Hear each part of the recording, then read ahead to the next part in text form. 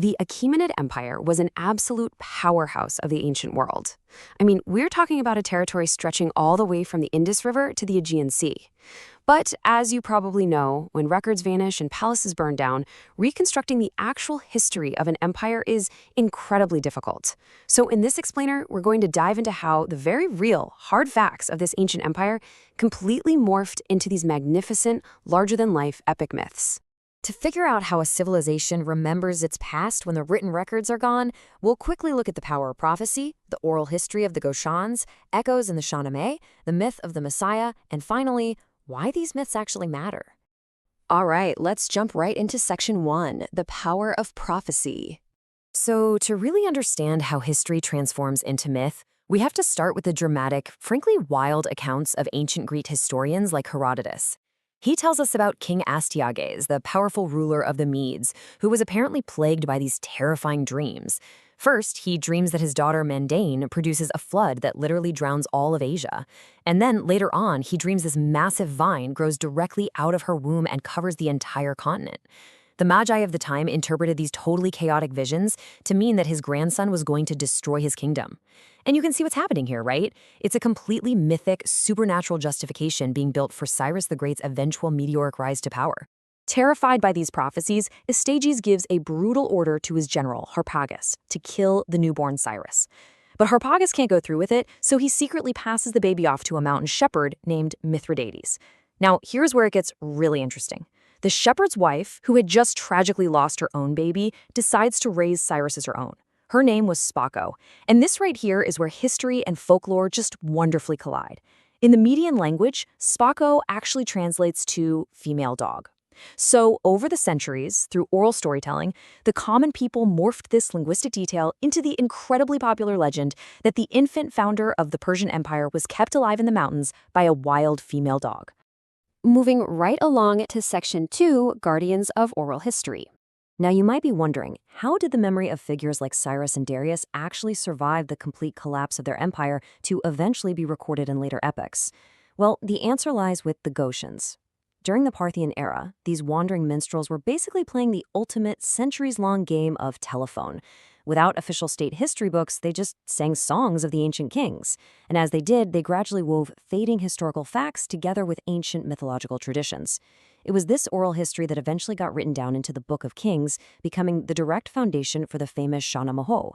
Which brings us perfectly to section 3, Echoes in the Shahnameh. Thanks to the storytelling of the Goshans, strictly historical figures slowly evolved into the semi-mythical Kayanian dynasty.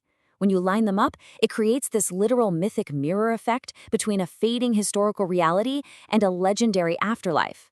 The historical Cyrus the Great completely transforms into the ideal, mythical king, Kay Khosrow. Meanwhile, the complex legacy of Darius the Great, along with later kings like Darius III, kind of merges together into the epic Kayanian figures of Darab and Dara.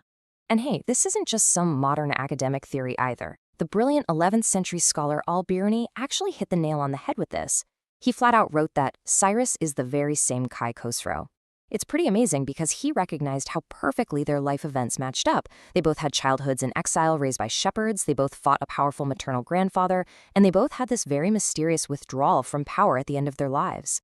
It's a perfect case study in exactly how a culture reconstructs a real flesh and blood person into an epic hero. Next up, section 4, the myth of the Messiah. So the legacy Cyrus was so massive that it didn't just stay neatly within Iranian culture. It literally bled into global religious folklore. Because of his famous role in freeing the Jewish exiles in Babylon, he was highly revered in texts like the Old Testament.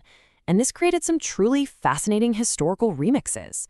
For instance, the 10th century historian al-Masudi recorded this wild legend claiming it was actually Cyrus the Great who sent the 3 magi with gifts to Jerusalem for the birth of Jesus. It completely blends Persian royalty right into Christian and Jewish traditions. But, if we just take a step back and look at the actual timeline for a second, it does the myth-busting work for us. Cyrus died around 530 BCE. That is over half a millennium before the birth of Jesus. So physically, chronologically, there is no way it could have happened. But culturally, the fact that people believed it shows the immense, unshakable gravity of his historical footprint across the entire Middle East. And that leads us to our final section, Why these myths matter. Instead of just waving these stories off as fake history or being completely inaccurate, we really need to ask ourselves why cultures invent these specific legends about their heroes in the first place.